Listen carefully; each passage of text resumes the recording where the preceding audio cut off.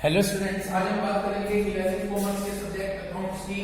और इसमें हम जिस चैप्टर का रिवीजन कर रहे हैं वो चैप्टर है फाइनेंशियल स्टेटमेंट विद एडजस्टमेंट। आज हम फाइनेंशियल स्टेटमेंट विद एडजस्टमेंट के जिस न्यूमेरिकल क्वेश्चंस को आपके साथ डिस्कस करेंगे वो होगा क्वेश्चन नंबर 16। तो चलिए क्वेश्चन नंबर 16 स्टार्ट करते हैं। Okay, yes, practical question number 16।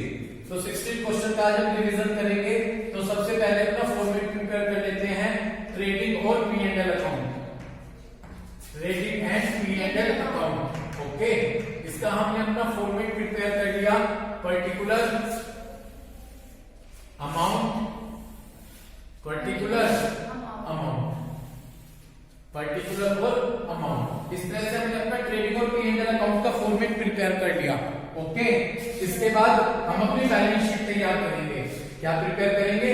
Balance sheet. Okay, तो इस तरह से हमने अपना बैलेंस शीट का फॉर्मेट प्रिपेयर कर लिया। बैलेंस शीट,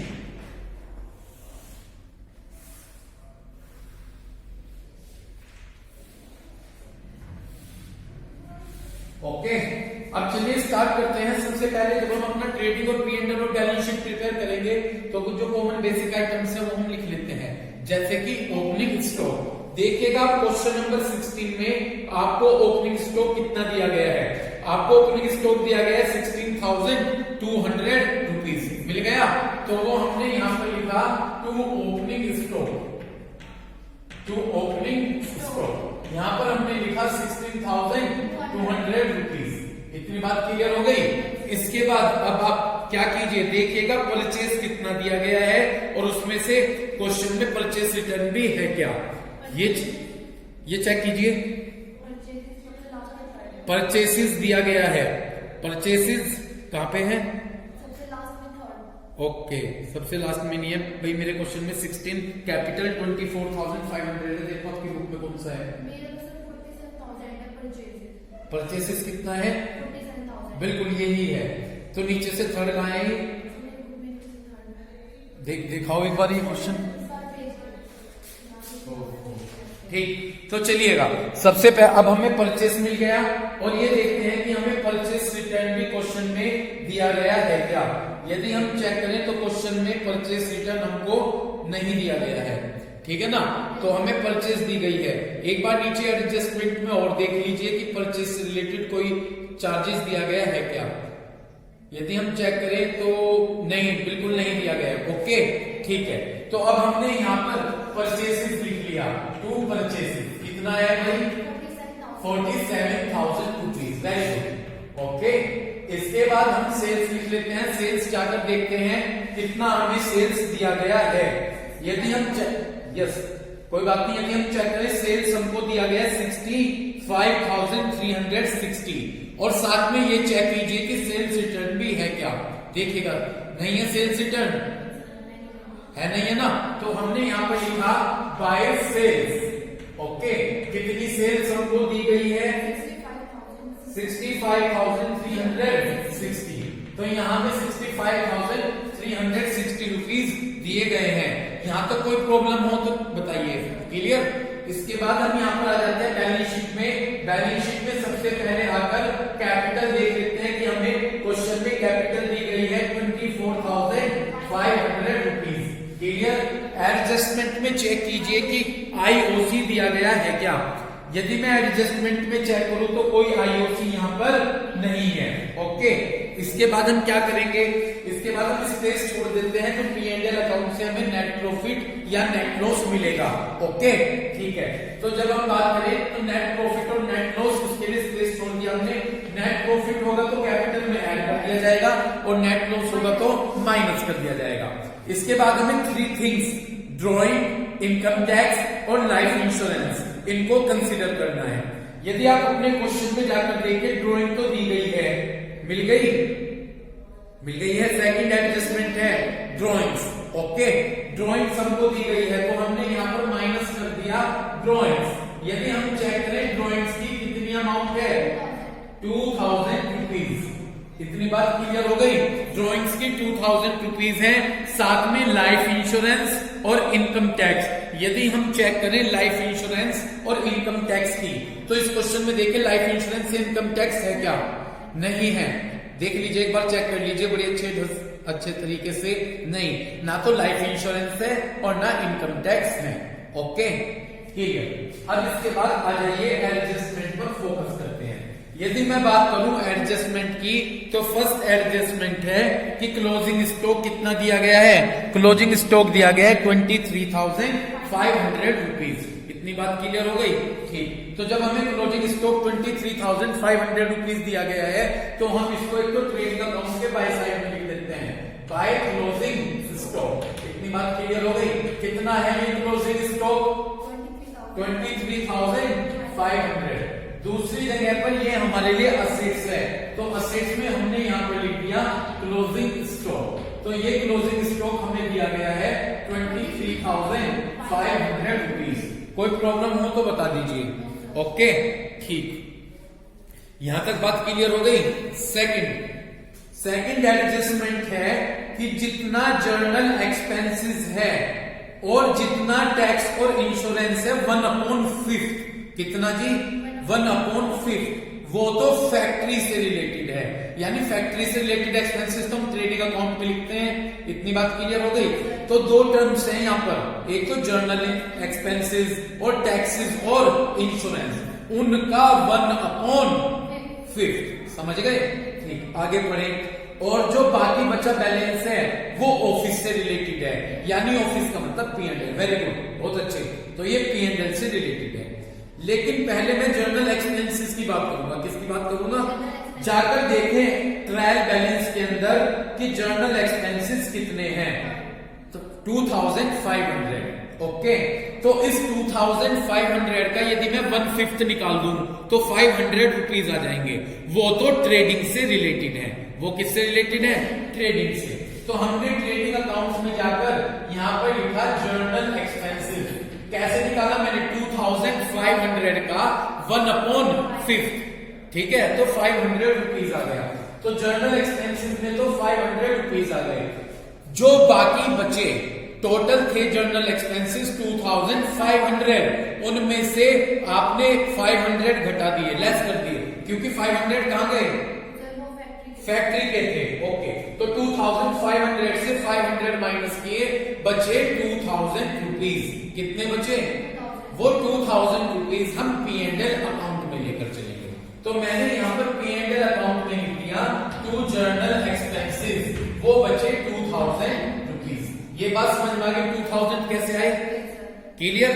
आगे चलिए। अब हमें कहा गया इसी में ही, इसी पॉइंट में, कि जो इंश्योरेंस है, टैक्सेस और इंश्योरेंस है, उस टैक्सेस और इंश्योरेंस का 1/5 फैक्ट्री से रिलेटेड है और बाकी बचा ऑफिस से। ठीक है, अब मेरी बात सुनिएगा। नीचे से सेकंड लास्ट एडजस्टमेंट पर जाइए। नीचे से second last adjustment, second last. Okay, second last है prepaid insurance to the extent of 50 है प्रीपेड। ठीक, देखिएगा इधर आकर, मैं से देख लू बोर्ड कवर हो रहा है क्या? बिल्कुल हो रहा है। अब मेरी बात सुनिएगा, ऊपर जाकर ट्रायल बैलेंस में चेक कीजिए कि इंश्योरेंस कितना है। हाँ बिल्कुल, कितने हैं? ये है जी 1315, 1315। इतनी बात क्लियर हो गई? 1315। कोई दिक्कत हो तो बता दीजिए। इसमें से नीचे सेकंड एडजस्टमेंट है प्रीपेड इंश्योरेंस। कितना? 50। तो इसमें से 50 रुपीज प्रीपेड इंश्योरेंस माइनस कर दीजिए। तो 1315 में से जब 50 रुपीज जाएंगे, क्यों माइनस करें? प्रीपेड, इसका मतलब ये एक्सपेंसेस हमने एडवांस में दिए हुए हैं। तो 1315 में से 50 माइनस कर दीजिए, 1265 आ गए। कितने आ गए? 1265 आ गए। इतनी बात क्लियर? अब 1265 आ गए, इसका 1/5 तो ट्रेडिंग अकाउंट में जाएगा और जो बाकी बचा ऑफिस में। क्यों करें माइनस? ये क्लियर हो गई, क्योंकि एक्सपेंसेस आपने एडवांस में दिए। साथ ही साथ ये जो प्रीपेड है, प्रीपेड हमारे लिए असेट्स है, क्योंकि एक्सपेंसेस हमने दे दिया, अब दोबारा से नहीं देने हैं। तो जाकर असेट्स में शो कर दीजिए क्या? प्रीपेड इंश्योरेंस कितना जी 50 रुपीज।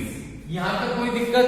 अब बचा 1265, इसका 1/5 निकालकर, वो तो ट्रेडिंग से रिलेटेड एक्सपेंसेस है, और जो बाकी बचा वो P&L। ठीक है, तो मैंने ट्रेडिंग अकाउंट में लिखा यहाँ पर टू टैक्सेस एंड इंश्योरेंस।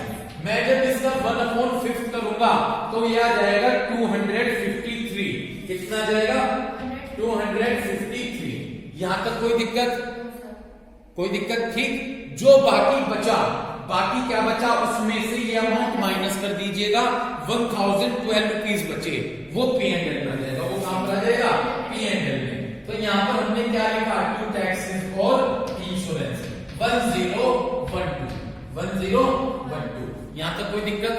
ये था एडजस्टमेंट आपका। उम्मीद है क्लियर हो गया होगा। नेक्स्ट एडजस्टमेंट पर फोकस कीजिए। कह रहे हैं कि right of A further bad debt. Further bad debt से 160 रुपीज और 5% आपको बनाना है प्रोविजन।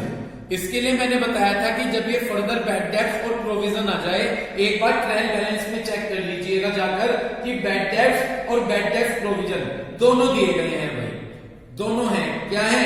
बैड डेट्स भी है और प्रोविजन फॉर बैड डेट्स भी है। मिल गया क्या ट्रायल बैलेंस में? मिल गया। अब मैंने कहा था अगर ये आ जाए, सबसे पहले असेट्स में आ जाइएगा।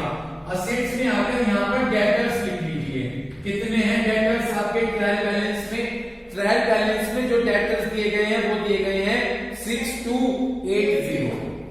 क्या दिए गए हैं? 6280। यहां तक कोई दिक्कत? तो डेटर्स में लिख लिया 6280। Clear?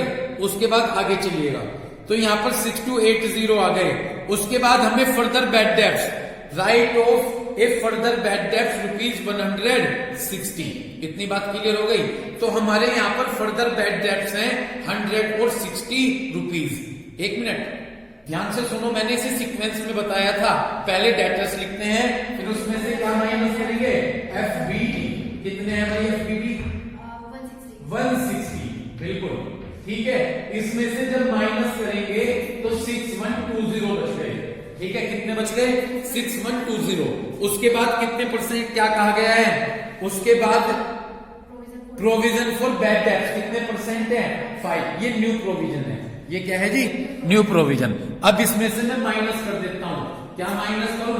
Minus provision for bad debts.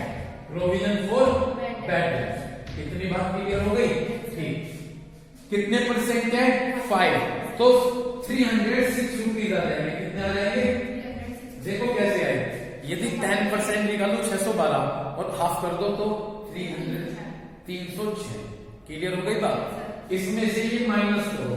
यहां पर बचे 4, यहां पर बचे 1, यहां पर बचे 8 और यहां पर बचे 5।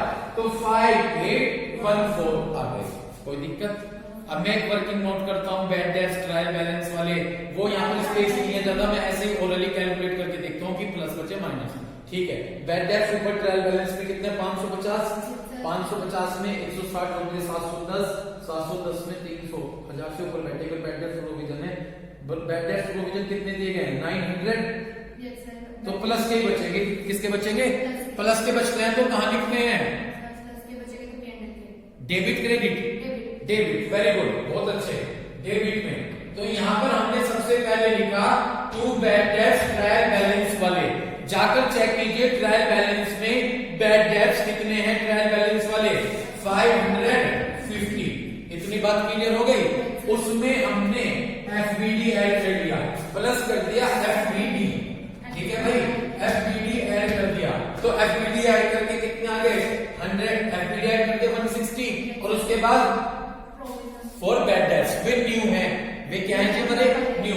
तो ठीक है, तो मैंने provision for bad debts add कर दिया। यहाँ पर कितने हैं वो प्रोविजन फॉर बैड डेट्स? 306। इतनी बात क्लियर हो गई? कितने हैं जी? 306। 5 और 1 6, 6 3 9, 9 9 9 9 9 1। हाँ, 5 और 1 6, 6 3 9, 1010। 1016 आ गई। कितने आगे जी? 1016। यस यस, जल्दी आ जाओ। 1016। इसमें से क्या माइनस करूं? जो ट्रायल बैलेंस में प्रोविजन है कितने हैं ट्रायल बैलेंस में प्रोविजन 900, तो मैंने माइनस कर दिए प्रोविजन फॉर दैट। ये ट्रायल बैलेंस वाले प्रोविजन न्यू है ओल्ड है? ओल्ड है, तो 900 माइनस कर दिए 116 आ गया। क्लियर हो गई बात? कितना आ गया? 116। तो आपके थर्ड एडजस्टमेंट तक क्लियर हो गए भाई। नेक्स्ट, डेप्रिसिएशन मशीन पर 10% और स्कूटर पर 240। मैंने कहा था यदि डेप्रिसिएशन हो असेट्स में जाकर पर्टिकुलर असेट से माइनस कर दीजिए। पर्टिकुलर असेट्स कौन सी है? वो मशीन। तो ट्रायल बैलेंस में जाकर देखें, मशीन दी गई है 9340 की, मिल गया? तो मशीन कितनी दी गई है हमारी? मशीन है 9340 माइनस डेप्रिसिएशन। यदि मैं बात करूं डेप्रिसिएशन की, किसका 10% कैलकुलेट करूं तो 934 आ गए। कितने आ गए? 934। कोई दिक्कत हो तो बता दीजिए। इसके बाद यहां पर हम 6 बच गए, यहां पर 0, यहां पर 948406, ये रिमेनिंग टोटल बचा 8406। कोई दिक्कत हो तो बता दीजिए। 8406 क्लियर? ठीक। दूसरी जगह डेप्रिसिएशन P&L के डेबिट साइड में, तो हमने यहां पर लिखा टू डेप्रिसिएशन ऑन मशीन। क्या लिखा भाई? To depreciation on machine. कितना है? 934। उम्मीद है यहां तक आपके क्वेश्चन क्लियर हो गया होगा। ठीक। अब किस पर डेप्रिसिएशन बताया गया? स्कूटर पर। ऊपर जाकर देखें ट्रायल बैलेंस में आपको स्कूटर नीचे से मिलेगा। स्कूटर दिया गया आपको 2000 रुपीज। स्कूटर हमारे लिए असेट्स है, तो असेट्स में जाकर हमने यहां पर लिख दिया क्या जी? स्कूटर। कितने का है? 2000 रुपीज माइनस मैंने किया डेप्रिसिएशन 240, तो ये हो गया 1760। दूसरी जगह डेप्रिसिएशन कहां लिख दूं? P&L के डेबिट में, तो मैंने यहां पर लिखा टू डेप्रिसिएशन ऑन स्कूटर। कितना? 240। मुझे उम्मीद है यहां तक क्लियर ट्रांजेक्शन। आगे चलिएगा। Next adjustment, provide 700 rupees for outstanding interest on bank overdraft. Bank overdraft हमारे लिए लाइबिलिटीज है, ठीक है? बैंक ओवरड्राफ्ट हमारे लिए क्या हो गई? लाइबिलिटीज। ऊपर जाकर ट्रायल बैलेंस में चेक कीजिए, बैंक ओवरड्राफ्ट दिया गया होगा, दे रखा है जी। बैंक ओवरड्राफ्ट बिल्कुल कितना? 11,180। ये हमारे लिए लाइबिलिटीज है, और नीचे कहा है कि आउटस्टैंडिंग है इतना और बैंक ओवरड्राफ्ट पर इंटरेस्ट देना बाकी है। तो क्योंकि और देना बाकी है तो हमारे लिए लाइबिलिटीज हो गई। ठीक है, तो लाइबिलिटीज साइड में जाकर बैंक ओवरड्राफ्ट में ये इंटरेस्ट हम ऐड कर देंगे। ओके, तो लाइबिलिटी साइड में जाकर मैंने यहां पर लिखा बैंक ओवरड्राफ्ट। कितना है बैंक ओवरड्राफ्ट? 11,180 प्लस मैंने इसमें ऐड कर दिया क्या? इंटरेस्ट। कितना इंटरेस्ट है? 700 रुपीज, तो ये हो गया 11,880 रुपीज। और दूसरी जगह भाई बैंक ओवरड्राफ्ट पर हम इंटरेस्ट पे कर रहे हैं, तो हमारे लिए एक्सपेंसेस हो गया, क्योंकि हमने बैंक ओवरड्राफ्ट पर इंटरेस्ट पे किया। तो क्योंकि एक्सपेंसेस है तो दैट्स वाई से P&L अकाउंट के हम डेबिट साइड लिखेंगे, एक्सपेंसेस साइड लिखेंगे। तो हमने यहां पर लिखा क्या? To interest on bank overdraft. कितना है भाई? 700 रुपीज। क्लियर भाई एडजस्टमेंट? नेक्स्ट तो हो चुका प्रीपेड इंश्योरेंस। उसके बाद मैनेजर कमीशन, भाई वो लास्ट में कैलकुलेट होता है। ओके, वो जब हम सारा क्वेश्चन सोल्व कर लेते हैं वो उसके बाद लास्ट में कैलकुलेट होगा। मैं आपको बाद में कॉपी पर ऐसे समझा दूंगा। ओके, इतनी बात क्लियर हो गई। अब ऊपर से ट्रांजैक्शन देखते चले। सबसे पहले कैपिटल, सबसे पहले क्या करें? कैपिटल। ठीक है जी, 1 मिनट मैं आपको मैनेजर कमीशन का कंसेप्ट समझा दूं क्या? ये तो आप ऊपर से खुद फील कर लीजिएगा। जब आप सारा क्वेश्चन कर लेंगे तो क्या करेंगे?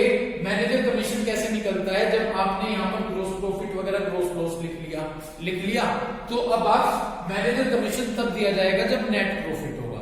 क्या होगा? नेट प्रॉफिट होगा। ये क्वेश्चन तो कंप्लीट हुआ नहीं है, तो ऐसे ही मैं ऑलरेडी आपको बता देता हूं। ठीक है, सपोज कीजिए मैं यहाँ पर ग्रोस प्रॉफिट लिख दूंगा, जो भी और इनकम होगी वो लिख दूंगा। लिखने के बाद यहाँ पर उधर का क्रेडिट साइड का टोटल एक्सेस होगा और यहाँ किधर का टोटल एक्सेस होगा, तो यहाँ पर नेट प्रॉफिट बचेगा। लेकिन क्योंकि मैनेजर कमीशन है तो मैं इसे लिखूंगा टू बैलेंस ब्रॉट डाउन। क्या लिखूंगा? To balance carried down. क्या लिखूंगा? To balance carried down. ठीक, नीचे आपके क्वेश्चन में हिंट में दिया गया है सब चीज। देखो टोटल तो आएगा इधर का 16,787, ये तो टोटल होगा 16,787। समझ गए? ये कब आएगा टोटल? जब इधर ग्रोस प्रॉफिट निकलेंगे और एडजस्टमेंट निकलेंगे। टोटल है 17,787। इसमें से ये सब आइटम माइनस कर दीजिएगा जितने भी डेबिट साइड में लिखे होंगे, तो वो बचेगा आपका हमारा 9,900 रुपीज। समझ गए? मैनेजर कमीशन किस कंडीशन में दिया जाता है? यदि कंपनी को प्रॉफिट होगा। ठीक है, तो प्रॉफिट के कंडीशन में दिया जाएगा। ये इधर का टोटल एक्सेस है तो प्रॉफिट बच गया, समझिए। अब देखो कैसे करेंगे, इस प्रॉफिट को आगे लेकर आइएगा टोटल के बाद by balance brought down 9,900 rupees. Manager commission के दो कंसेप्ट होते हैं, बिफोर का और आफ्टर का। बिफोर का फॉर्मूला होगा, सुनते रहना, प्रॉफिट मल्टीप्लाई रेट अपॉन 100, और आफ्टर का फॉर्मूला होगा profit multiply rate upon 100 plus rate. समझ गए? ये दो फॉर्मूले होंगे। यहां पर जाकर देखो लास्ट वाले पॉइंट में मैनेजर कमीशन क्या रखा? 10% आफ्टर चार्जिंग। आफ्टर अंडरलाइन कर लो, आफ्टर है, आफ्टर। ठीक है, आफ्टर का कंसेप्ट तो देखिए इधर सुनिए, मैंने सुन लो इधर भाई, मैनेजर कमीशन एक्सपेंसेस है तो हमने यहां पर लिखा डेबिट साइड में टू मैनेजर कमीशन। फॉर्मूला होगा आफ्टर क्या रखा? फॉर्मूला होगा प्रॉफिट, प्रॉफिट है वो 9,900 मल्टीप्लाई रेट 10 अपॉन आफ्टर। देखो बिफोर में तो अपॉन 100 कर देते हैं और आफ्टर वाले में 100 प्लस रेट। 100 और रेट कितना है? 10। तो हाँ, तो 100 और 10। तो इस तरह से मैनेजर कमीशन निकलकर 900 रुपीज आ गया। इतनी बात समझ में आ गई? क्लियर है? कोई दिक्कत है क्या?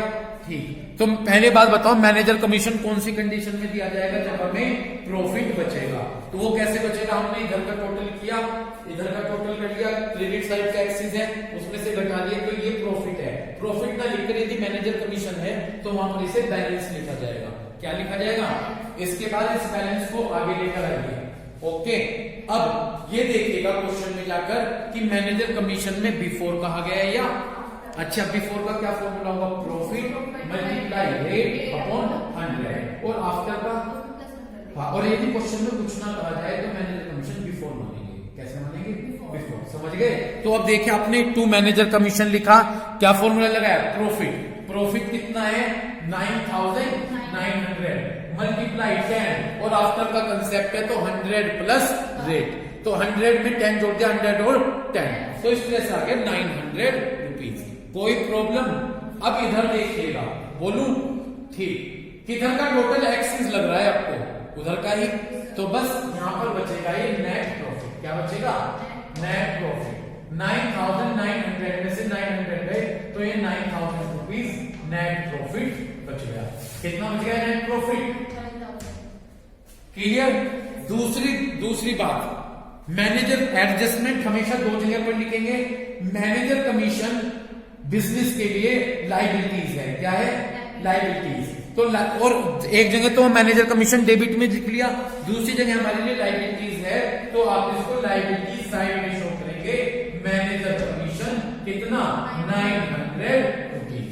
इतने बार हाँ, ये 9,900। क्लियर हो गई बात? तो भाई मैनेजर कमीशन बचेंगे 900 रुपीज, लायबिलिटी साइड में हम उसको शो कर देंगे। ओके, और ये जो नेट प्रॉफिट बचा, इस नेट प्रॉफिट को कहां लाकर ऐड कर दूं मैं? इस नेट प्रॉफिट को लाकर ऐड कर दूं मैं किसमें? कैपिटल। यहां पर नेट प्रॉफिट 9,000 रुपीज। इतनी बात क्लियर हो गई? समझ गए? इसके बाद अब आप क्वेश्चन में देखते चलो, जो बाकी ट्रांजेक्शन बचते हैं मैं बताता चलता हूं। कैपिटल हो गई, ड्रॉइंग हो गई, जर्नल एक्सपेंसेस हो गई, बिल्डिंग रह रही, कहां लिख दोगे?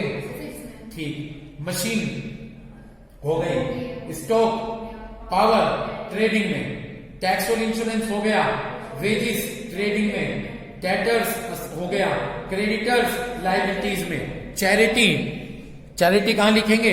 P&L अकाउंट में। कहां पर लिखेंगे? P&L debit. बैड डेट हो गया, बैंक ओवरड्राफ्ट हो गया, सेल्स परचेस हो गई, स्कूटर हो गया, P&L के डेबिट में।